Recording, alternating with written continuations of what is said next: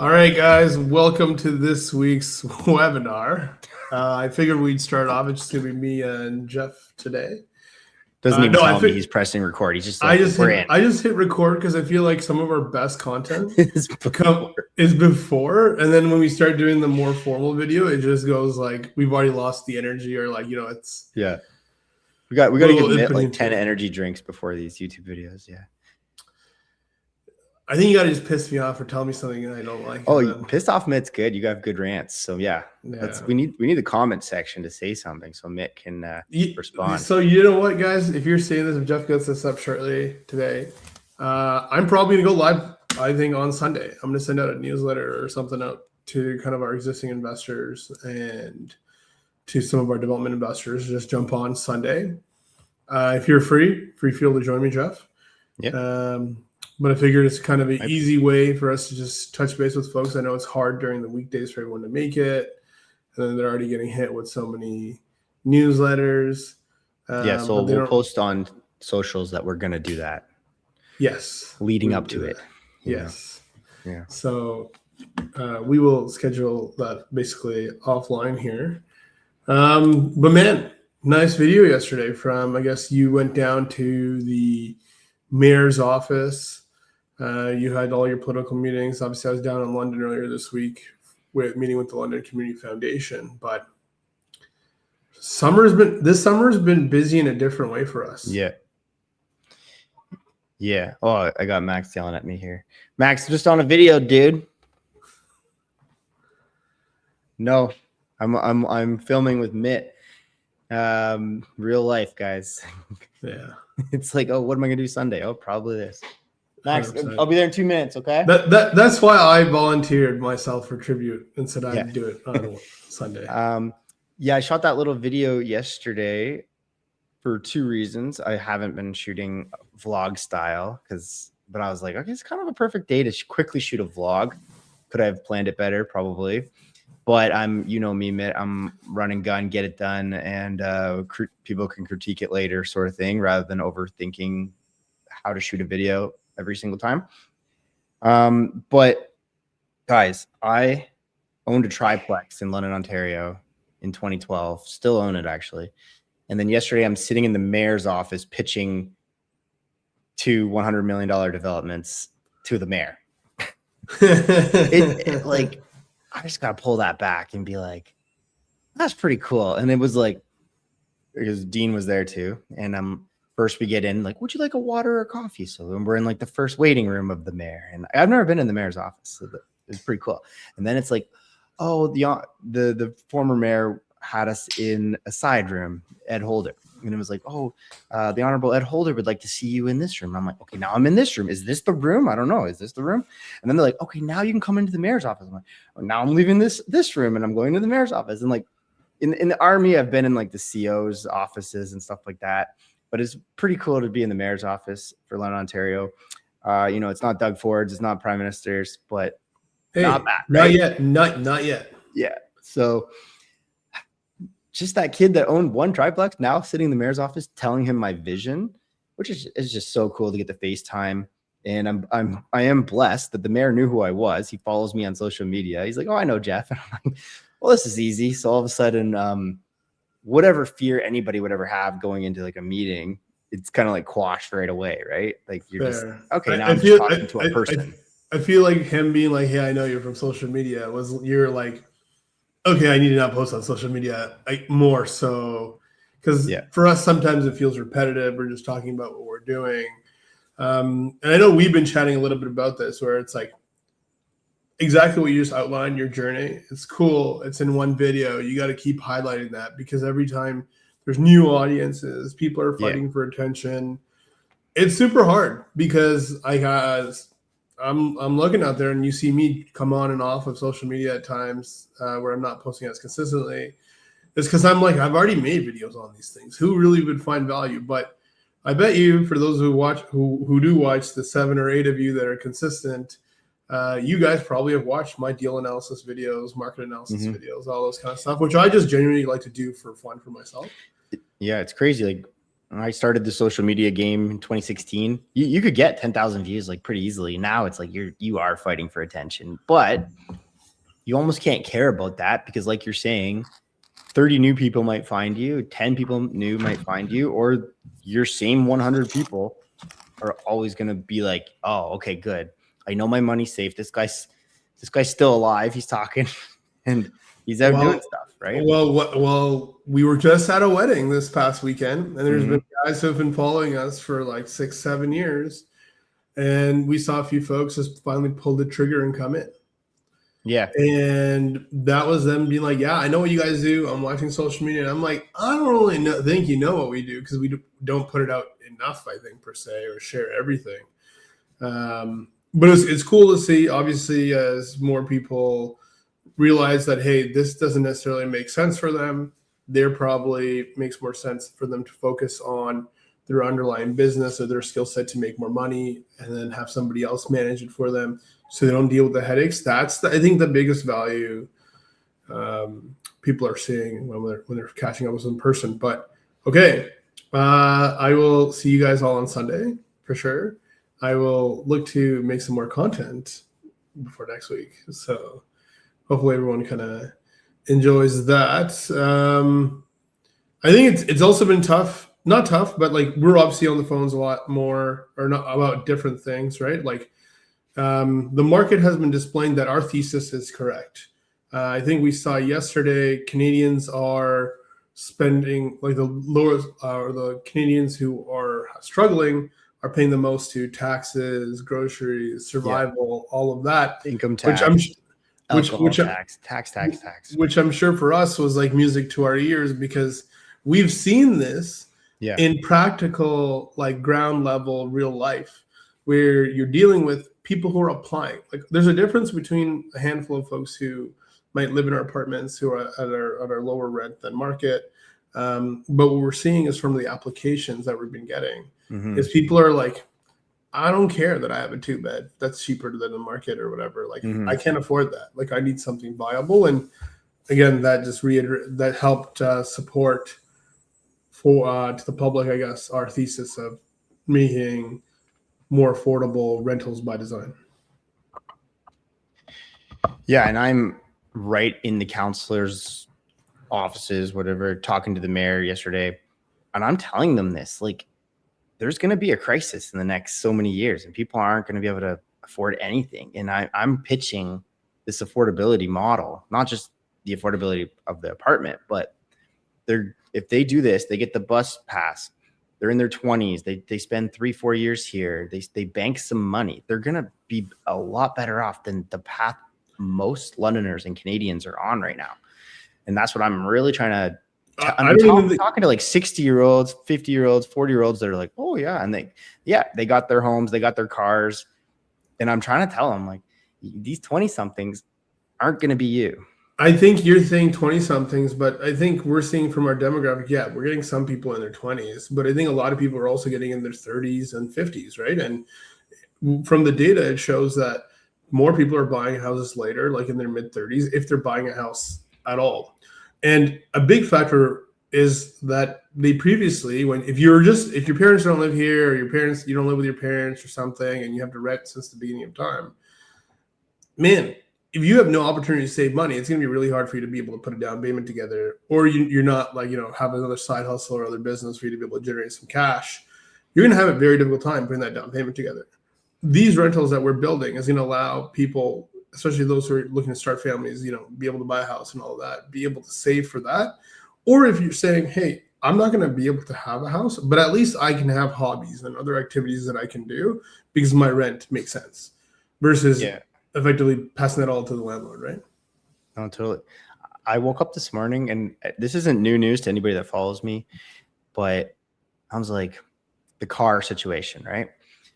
When I got back from my Afghan tours, first thing I bought was the triplex with my Afghan money. And I did not buy a car. And I was being pushed by society to buy a car.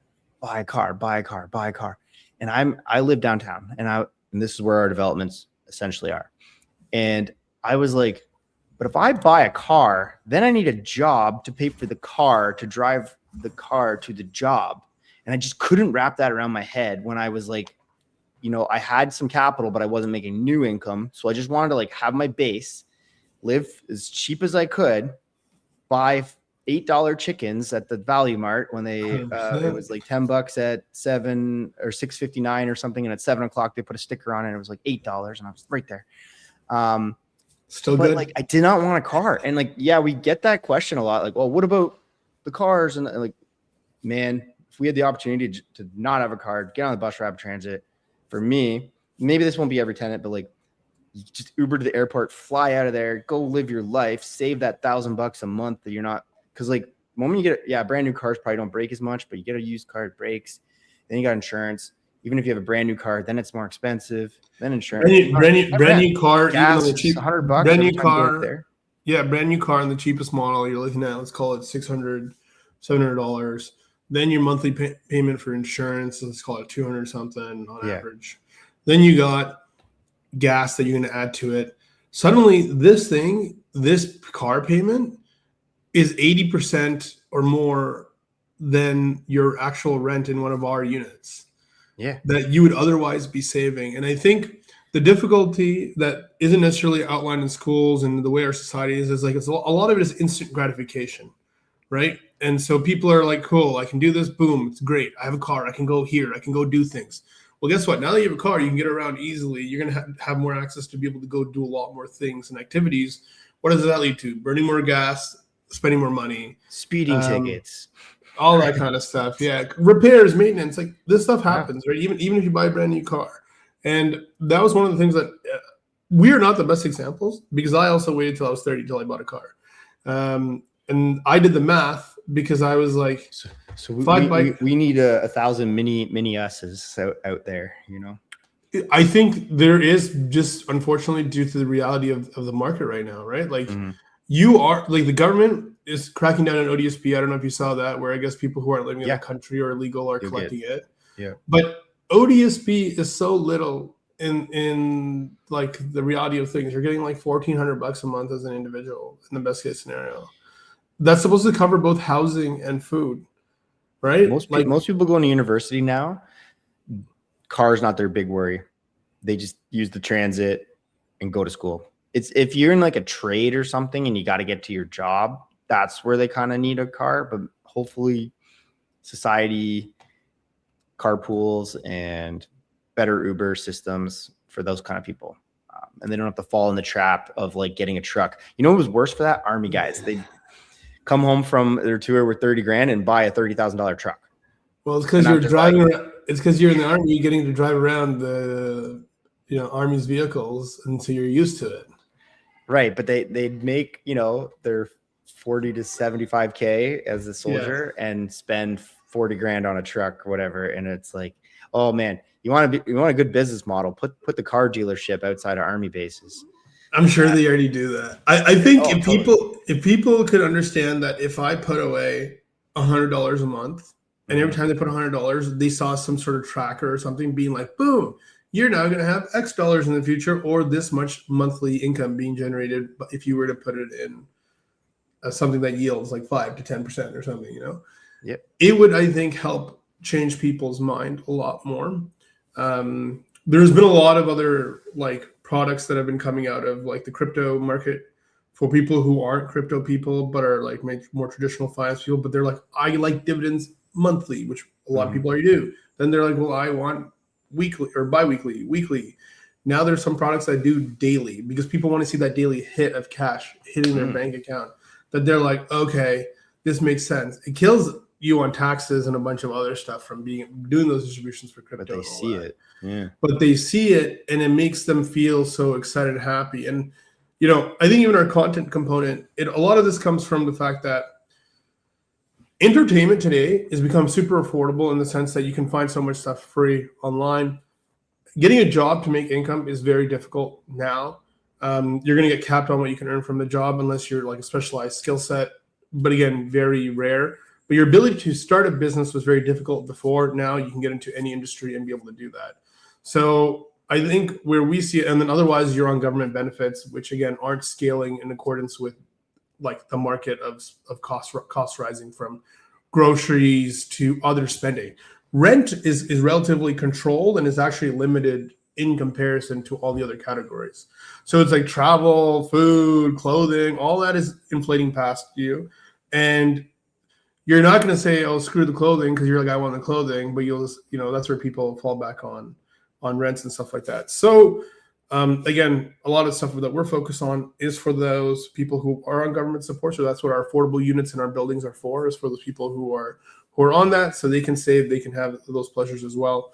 And then I think there's got to be some sort of shift, I think, in society. And I know we know it because we're so into like not only managing our existing buildings, but we're utilizing AI tools and agents in our business, stuff that we were paying, $50,000 or more in like salaried employees. That's what I conveyed to the counselors. Like, this is the landlord approach, the boots on the ground. Like, we're there. Then we go tell the generals, like, this is what's going on the battlefield out here. They don't have. How many applications do we see of tenants? A lot. From those applications, what I've noticed, and I don't know if you picked this up, they're not getting 40-hour weeks. They're getting 30-hour weeks. Like all the young ones who are applying, I've looked at their like hours, and they're like, yeah, I'm trying to like pick up more hours and whatever. Yeah.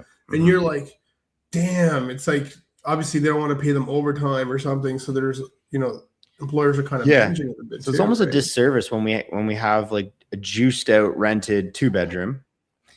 It's just a recipe for failure. The moment like they lose their partner, like they break up with their boyfriend, girlfriend. We've seen this so many times. We've seen so how many breakups of a year do we see? So many. Yeah. And we're like just in the middle of it, So it's like we need to create the product, which is like the 1-bedroom bachelor suite that an individual can just survive regardless of any extra help, so to speak. Yeah, I mean, I think the mayor said a story without getting too personal for him. Someone in his family, like the parent had to save up money so that the kid could get out of the house, so to speak, and pretty much provide the 1-bedroom bachelor kind of rent for him. For sure. If the parent didn't do that, the kid was never getting out. So, but that's what's happening right now. In the applicants that we're seeing, how many people in the last year, how many people's moms and dads offered to guarantee them because they're 30, they haven't left home, and no one's willing to rent to them because they have no references outside of you live with mom and dad. But now mom and dad or dad or mom has now sold the house and they're going to go move on with their life. And they're like, but my kid needs to go somewhere. So, and I think that's pretty cheap as a parent who's established boomer to get your kid out for $12.50 a month, and you're just going to help them. It's $600 maybe. It becomes a lot easier, and I think, especially the way I see it, is people are going to have like their job, which is maybe going to give them maybe 30 hours a week, especially if you're like the workforce housing. Then you're going to have to try to pick up some other stuff on the side, and that's not going to be as consistent, or you're going to have to do another side business. And when it does well, it does well, but you might as well save your money and wait and buy a home when you're able to buy a home, or decide to move elsewhere if that's where you decide to do. But I think all our meetings, whether it's been with the individual counselors, whether it's been with the city staff, whether it's been with now the mayor, they all have said exactly what the data that we've analyzed and researched is, that there is a huge demand for these bachelor 1-beds that are affordable. That's where they see the biggest gap in Southwestern Ontario, not in Toronto GTA. In Toronto GTA, they want family size units because, they put up a bunch of 1-bed condos and all that kind of stuff. And there's a lot more families kind of living in the GTA that just can't afford it. Again, family sizes, no dollars, etc. Versus in the London and Southwestern Ontario market, there's an abundance of single family homes. Like a big thing that I say to people when they're like, oh my God, I'm still waiting in the GTA, whatever. I'm like, dude, if you have enough money, you can go buy a house right now that, in my opinion, in London, Ontario, or like in the world of the market, should be worth $1 million in like Canadian true currency. Right now, you can probably buy it for $650,000 just because the market is slow. And you can work from home, pay $400,000 less. $400,000 less translates to basically north of $2,000 less in mortgage payment, or $2,500 less in mortgage payment monthly. Buy that house, You can pay your house off faster, sooner. Yes, you're in London, Ontario, but again, you can get to the GTA. How often are you really plenty of going family downtown? rentals? I'd say in any city, there's plenty of family rentals, especially on the cores of this, or on the fringes of the cities. The core is probably going to be more the singles because they can get around and go shopping. But like on the outsides, there's tons of examples. You can get a house or townhome for almost the price of our 2 bedrooms sometimes. So that's why if you can put the down payment together, you're there. But like, here's the thing: like, when the market improves, a lot of the luxury build guys who have the 2 beds or 3 beds that might be renting them to them right now are going to increase their rents. Yeah. So you might as well intelligently get into buying a house or getting to buy a place for yourself. Rent out the basement. You can probably, finish your one. Like, you got a house hack, just like everybody does. Buy a place. You got to put the down payment together. There's companies out there that will now help you with your down payment. You can buy a sub $600,000 or sub $750,000 home in London, Ontario, Chatham, Sarnia, surrounding area. A lot of builders that build a lot of homes that are trying to sell it. They're trying to sell. No one's buying them. Negotiate a discount. Negotiate a VTB. Whatever it is. You get your basement helper paying you $1,000 to $1,500. Now your top level rent is sub $2,000. Mm-hmm. Congratulations, you're a homeowner now. Welcome to paying property taxes and dealing with maintenance. But which gets back to how much taxes Canadians pay. Exactly, and so you have to get creative. Like, it's funny. We're big X guys, right? And you're obviously born here. I'm born here, but I see all the time we get all these, Indians, swearing, all that, saying, oh, they're taking their houses and whatever. I'm like, you do realize in order for them to buy the house, they live with like 8 people in a house and they paid like $600 and they grinded for like 6 years working 2 jobs. So instead of looking at that and saying, oh, they're taking my house and my job and whatever, it's like, they're willing to wake up at 5 a.m. for a bullshit whatever job. The internet is effectively free. You go anywhere and go to the library, you get a free library card, you get access to the internet, you get free access to AI resources, all this stuff. Learn, just study, learn, apply yourself. So much opportunity to make money out there. I think especially for able-bodied Canadians, like that's your biggest way to get ahead. And honestly, like I think we've talked about this. There's been a point in the last decade where I think pre-COVID or post-COVID, everyone's kind of just become like, okay, well, government save me. Like over a decade ago, you would not be like, oh yeah, I need the government to help me out. You're like, oh, if I really have to, I'll get relying on the government. Now it's like the government tells me what to do, and this is what is best. It's like, oh, I'm falling. Oh, are you gonna catch me? You're gonna catch me? Like, oh, please catch me.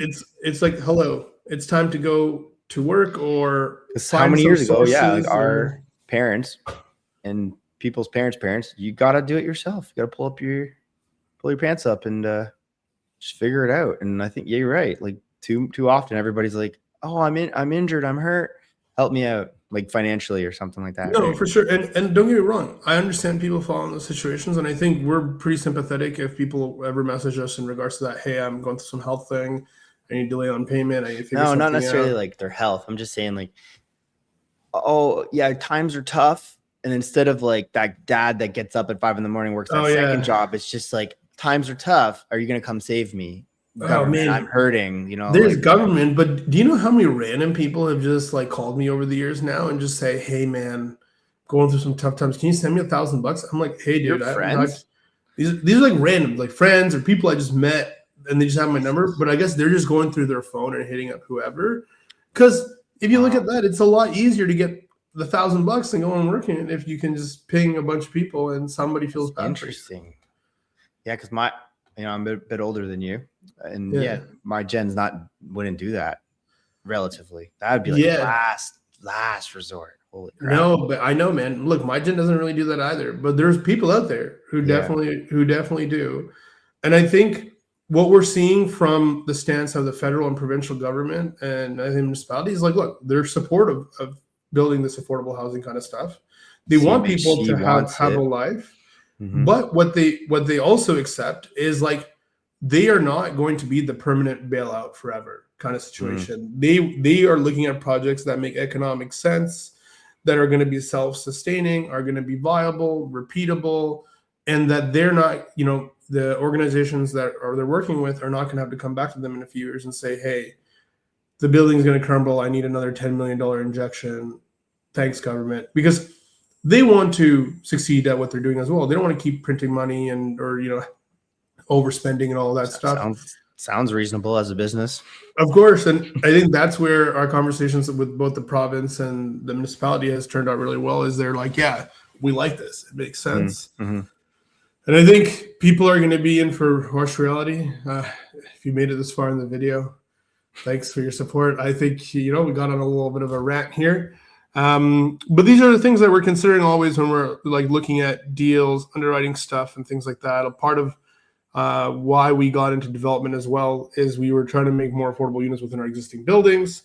But we're basically saying that, look, if you want to do turnovers and do the model that we're doing where you generate a higher return than, let's call it, the average REIT in the market that typically does like 3 to 4%, it's active management. And the active management means active solutions, which is why we're actively building affordable, attainable housing, then going to also continue to turn over existing buildings and create attainable, affordable housing within them, and doing a whole shift while continuing to keep housing supply up.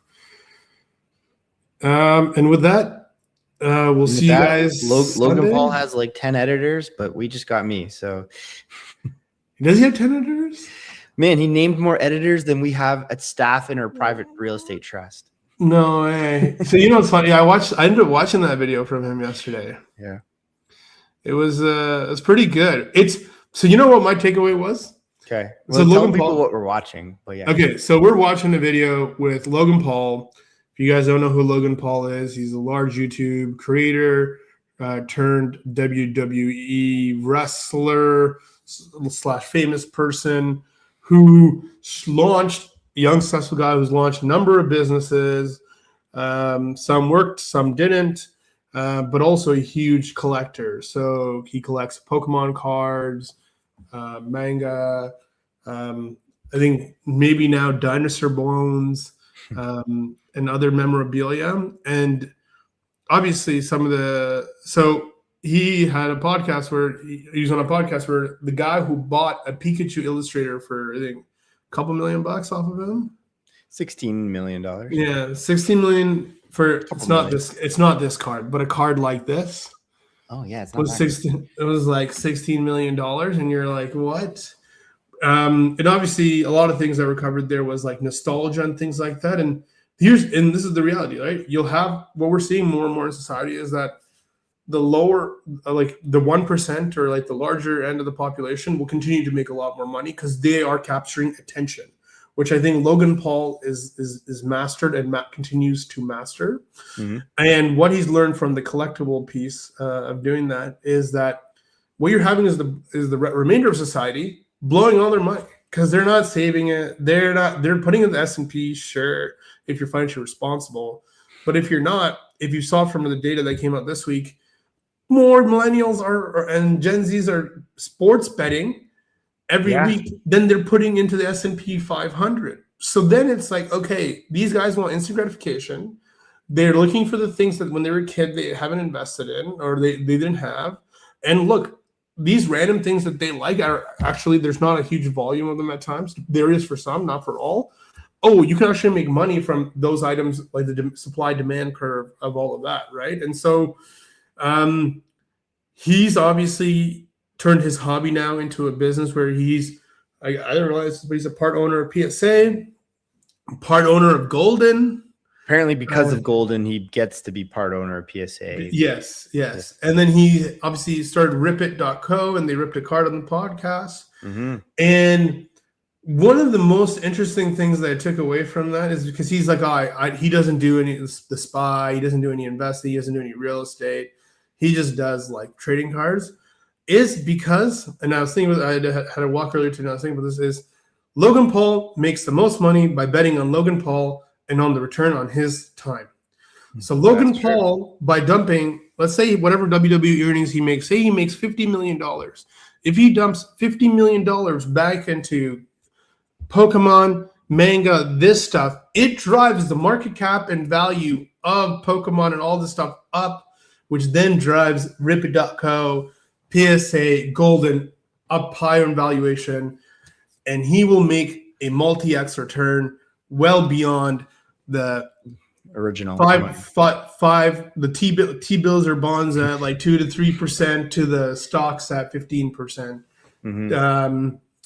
And so it's cool. He's definitely doing it the active route because he's betting on himself, that he's got that brand. He's going to put it out there, and he's drawing that attention. He's launching those events. It's pretty cool, man. It's pretty cool. No, I know. And we try to always find parallels for our businesses. Because obviously successful businessmen are good people to emulate. Yeah, 100%. I think obviously for us, like we obviously invest in our own projects. We're investing in real estate. We've toyed with like, oh, do we do Pokemon giveaways? Do we do sports giveaways to just bring attention to the trust, bring attention to the developments? Well, if we were a developer that was doing resale homes, we would give away a home, right? As part of our thing, right? So we should probably give away a bus pass or something. Yeah, I mean, for the tenants and stuff like that, I think that as you guys see, you will be seeing like another not-for-profit entity coming out of us. To basically help support a lot of folks who are on hard times, and it's part of the nature of our business. But I think Logan does a little bit of that as well, using his platform. And it was good to hear that he's like Mr. Beast would start all over again. But Logan's no longer hitting the number of views that he was originally hitting either. You covered it earlier in the video. Like, it's hard now. Like in 2016, Logan would get 7 million views just for putting out a piece of content. There was just nobody else to watch. And now there's tons of stuff to watch, right? So even Graham's stuff's down. I'm sure Meet Kevin stuff's down, but they're just grinding out. They're still the best at what they do. So they're, same with Mr. Beast. And I guess if I look at, let me see his videos. Where's his more recent videos? Okay, yeah. So his Logan's video from a week ago had 769,000 views, but he's got 24 million followers, right? So, but the one thing he talks about a lot on that podcast, he's telling a story, like that he's buying the card. So, in a very small way, I'm telling the story. I'm going to go talk to the mayor. I don't have a production crew, but that's just excuses. But it's like, what story can we be telling more about the developments that we're legally allowed to, because sometimes in real estate, it's like, oh, don't say this, whereas like the card guy can do whatever the hell he wants because there's no regulations, right? Everything we're doing is legal. It's just, of course, but it's just sometimes like more company secrets that you don't want private sometimes. Right? Yeah. Or sorry, public. Yeah. But it's like, what story can we be telling? Like, no, that for sure. And that's where I was like, I wanted to re-highlight a lot of that. It's just that, again, I think what people are able to tell, even from the fact there's only 8 of you who probably watch this, it's pretty apparent that, we're sharing what we're doing, what's going on in the market.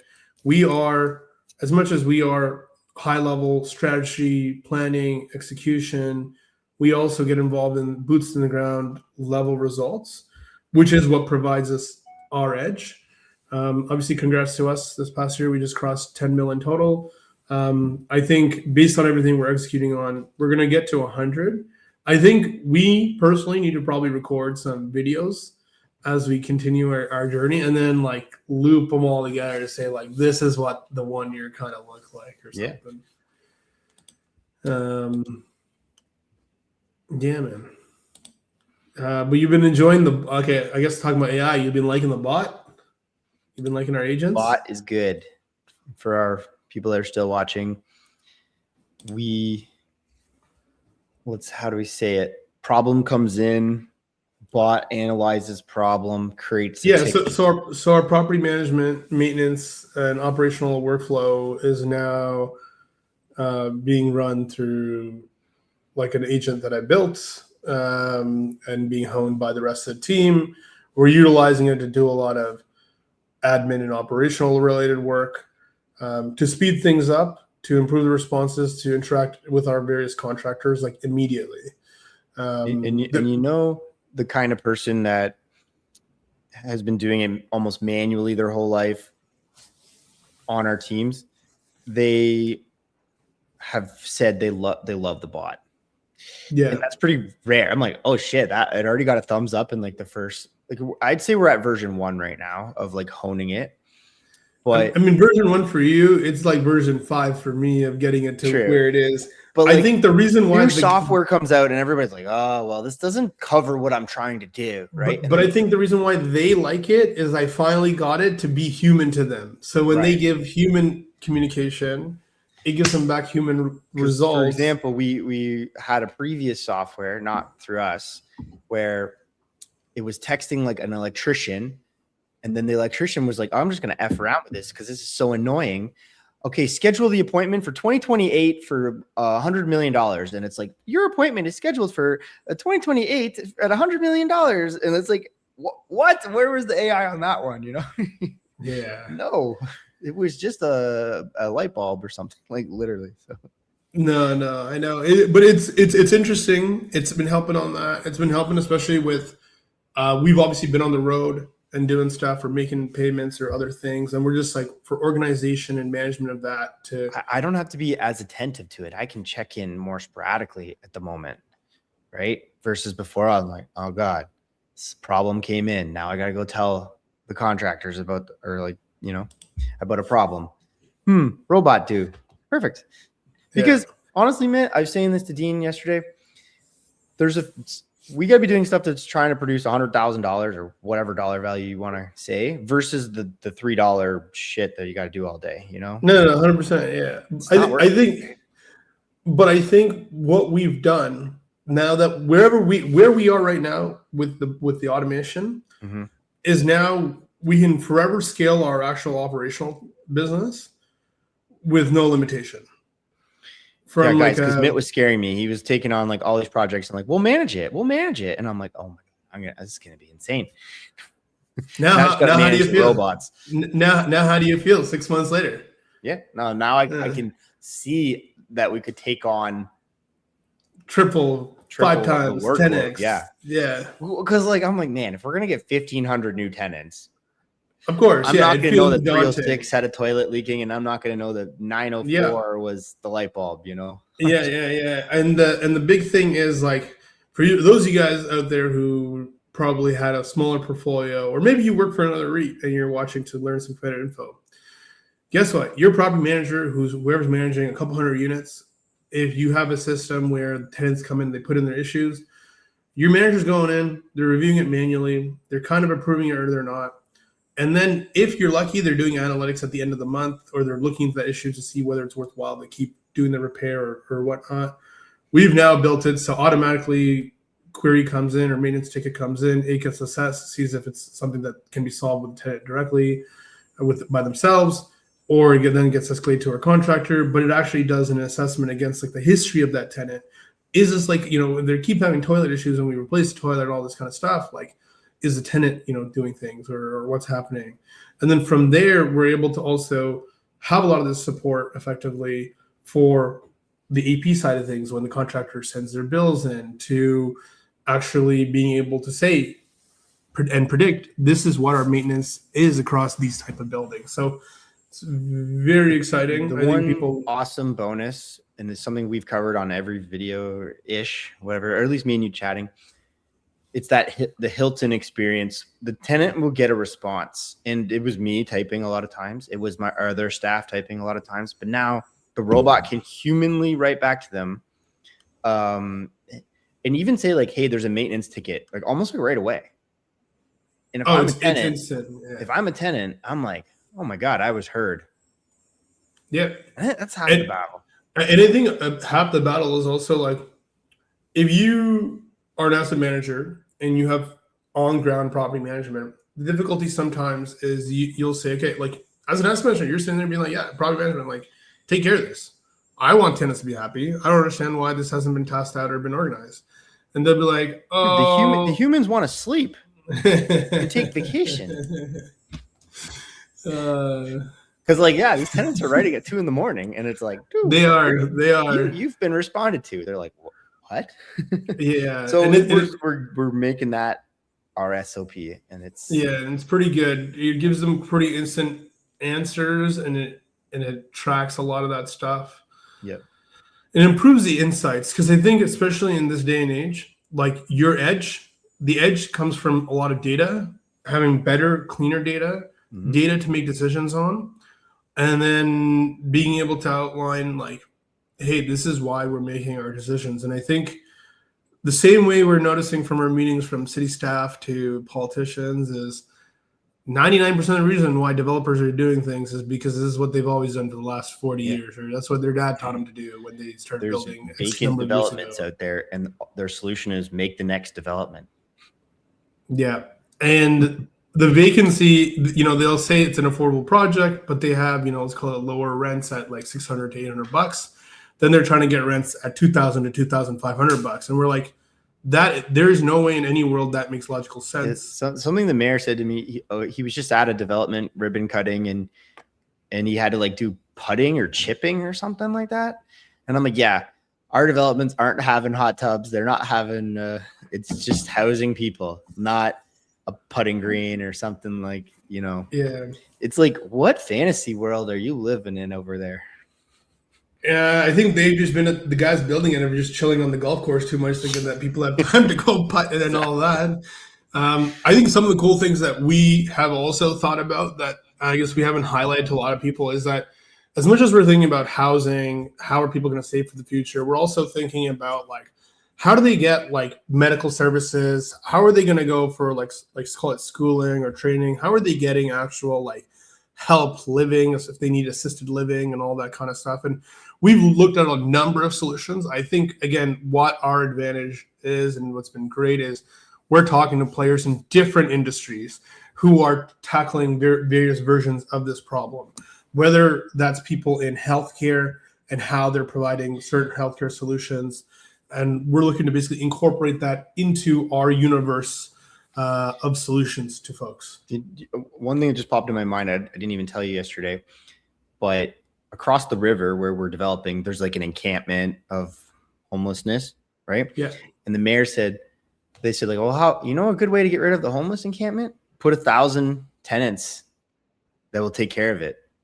Yeah. And I was like, wow, it's coming from the mayor and the mayor's chief of staff. It's like, when you have these micro units, and Dean talks about this a lot too, the tenant gets outside more, it's healthier, crime goes down because you're not just like buried in your apartment, you're getting out, you're going to the parks. So then they talked about like, well, what could we do for parks? For sure. Would there be like, we do the construction, something else comes in, whatever we can think about. But yeah, like it'll just, obviously you're talking about the healthcare and stuff. It's just people too often are just riding the elevator, locking their door. Whereas these micro units in Chicago and Europe and Vancouver, finding the areas become more vibrant. People are outside more, talking more. Businesses pop up, coffee shops pop up. Like it's those third spaces that we talked about, right? And that people talk about. And I think a big thing is like, especially in Vaughan GTA now, like in Vaughan, man, if you go to the library, you can get access to a 20K camera to shoot content, and you get a content studio if you want using just a library card. It's free to anyone as long as you're from whatever, you have an address. It means you have so many resources that you can have better than you spending your own money. Yeah, I hope somebody rents our apartments and sorry to cut you off, and becomes a famous YouTuber in our apartment, becomes an artist, and creates like like you said, like just use your brain out there, Yeah, and it doesn't mean you have to go into STEM.